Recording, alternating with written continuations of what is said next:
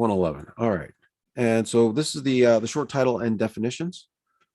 I'm not sure what to. I guess I'm not quite sure what to say about George Floyd. We know how he died in front of horrified bystanders as a man in uniform knelt on his neck while the life drained out of him, while he begged for his mother.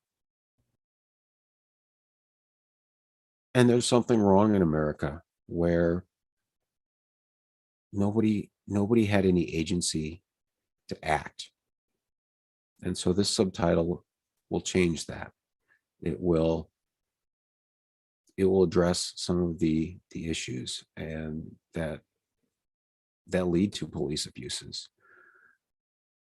and try and restore police to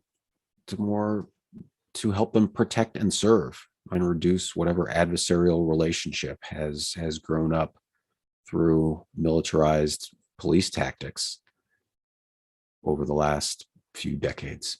Section 111 contains some of the definition for the George Floyd Justice Act.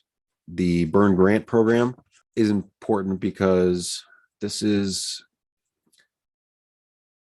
a piece of federal legislation, and most of the policing, of course, comes at the state level. So while the federal government can lead by example in these things, we have to persuade the states to adopt many of these reforms. And the way that we persuade the states is the same way that we have persuaded states for many years, which is threatening to withhold federal dollars. And those are the burn grants and the cop grants that have funded the rise in policing and incarceration in previous decades. Most of the other definitions in here are pretty self-explanatory, defining law enforcement officers, deadly force, no-knock warrants, and the use of force definitions that will come into play later in the chapter. There was a question about the use of force, which is on page 11. It says the use of force includes the use of a firearm, the use of a weapon. One is any intentional pointing of a firearm at an individual. And so the question is, like, why is that a use of force? And I guess it comes to, basic weapons training, right? Is like, don't point your gun at something unless you're prepared to pull the trigger. And so pointing a gun at a human being is the use of force.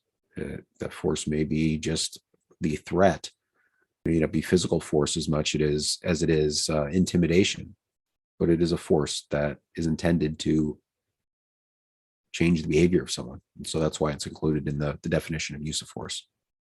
I think that's it.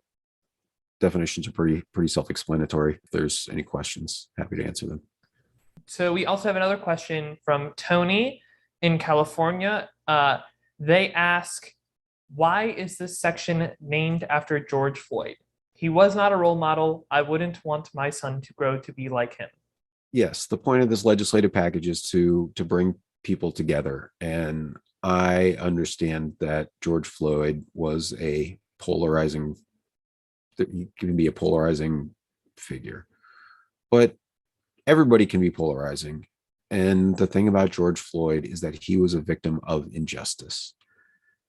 And, I was one of the tens of millions of people who, came out of the pandemic in May and June of 2020 to take to the streets and demand justice. And now it's 2022, and there have been reforms on the state level, but I don't really feel like anything has changed. And we can change, we can bring change, we can deliver change in 2022. And we ought to remember the man, imperfect as he was, imperfect as we all are, whose tragic death woke so many people up and inspired people to call for change. So this is the George Floyd Justice Act.